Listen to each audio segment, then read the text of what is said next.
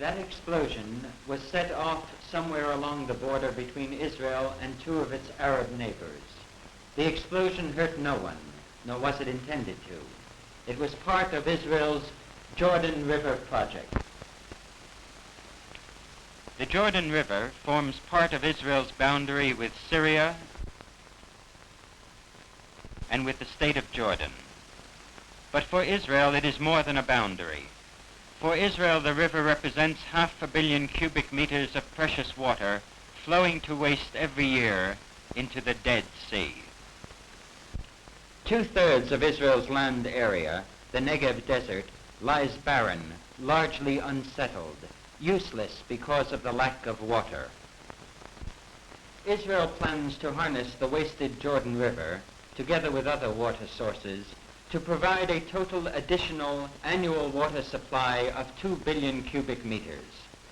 That's enough water to irrigate the entire Negev Desert, to provide enough fertile farmland to feed 3 million people, 1 million more than are in Israel today.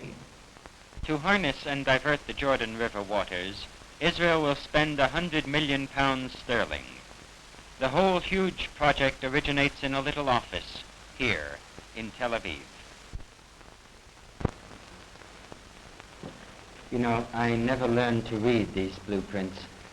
Mr. Wiener, is this Jordan River project the first large-scale water plan that your companies have developed? It is not.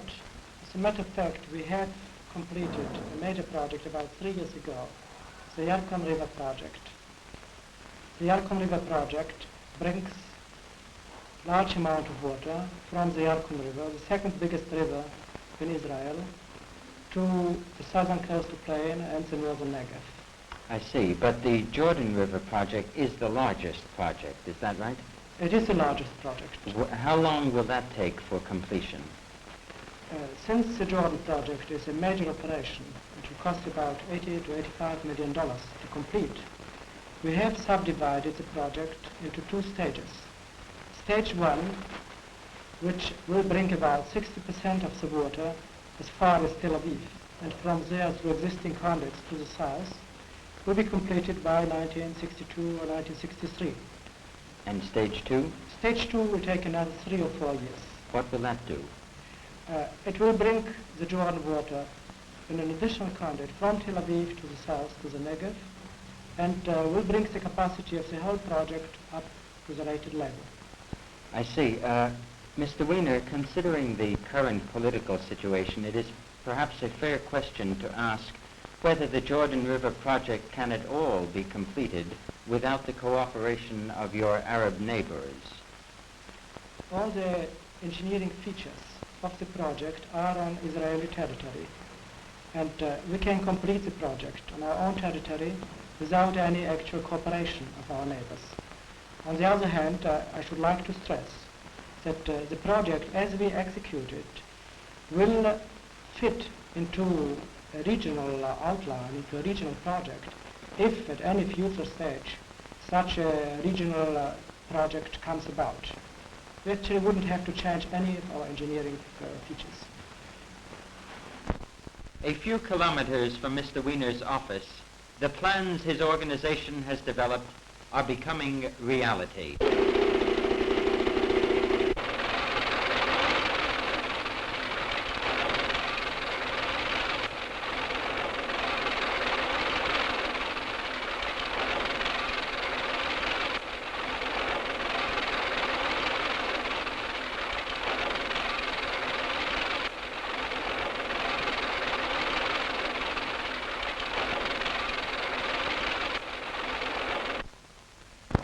Hello, Mr. Pecchioli. Hello. Mr. Pecchioli, you were one of the first engineers to start on the work. Could you tell me how it was that the project began? How did you start? The first task was to drain the swamp, the Hula swamp in Galilee near the Israel-Syrian border. I see. Uh-huh. The malaria-infested swamp choked the free flow of the Jordan River.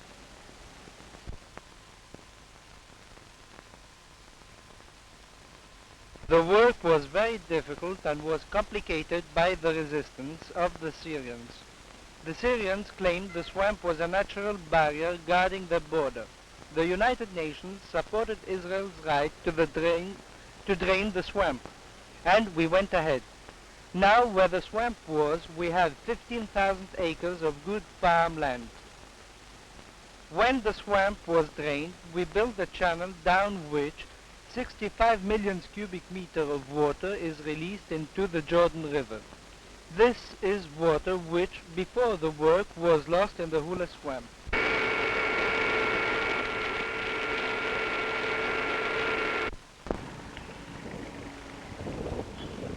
To carry the released water from Galilee along its new route to the Negev desert, Israeli engineers began to build the largest concrete pipes ever made.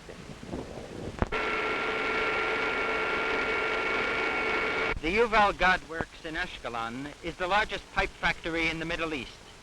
So this factory was chosen to build the 108-inch diameter pre-stressed concrete pipes which will carry the water over 158 kilometers to the Negev.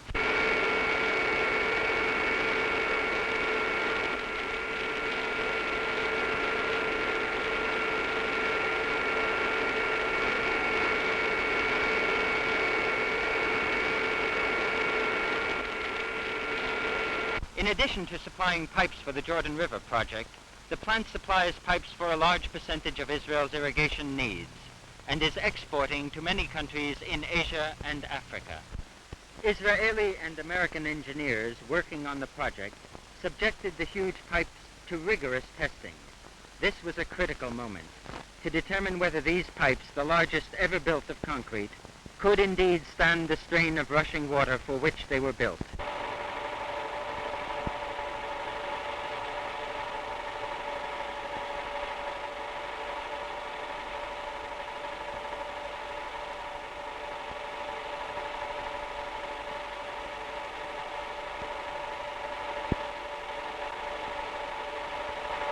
The pipes passed the tests with flying colors. Each of the 40-ton sections withstood far more than the water pressure they would carry in actual work. With this hurdle safely passed, the work could proceed. From its starting point along the Syrian border, the water will flow in huge open channels down to the Sea of Galilee. This inland sea forms a natural reservoir for the project and will serve as a regulator determining the flow of water along the rest of the route. West of the Sea of Galilee, which the Israelis call Lake Tiberias, is the Beit Netofa Valley. Here a large artificial reservoir will be built. Another reservoir has already been built further south at Kfar Baruch. In addition to its storage facilities, the Kfar Baruch Reservoir supplies controlled irrigation water to the western Galilee.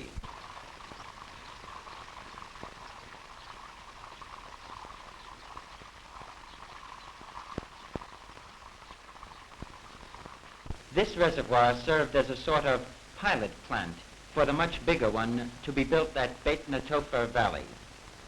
One of the major engineering feats was the blasting of the long tunnels, 10 feet in diameter, running 8 kilometers through the solid rock of the Ephraim Range.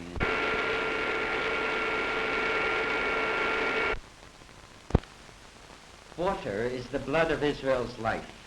Unless the barren Negev desert can be made fertile, Israel cannot supply food for the additional 1 million people she hopes will immigrate within the next 10 years. The Jordan River project is Israel's key for unlocking the Negev desert. It will take 10 years to turn the key, but Israel is determined to do it.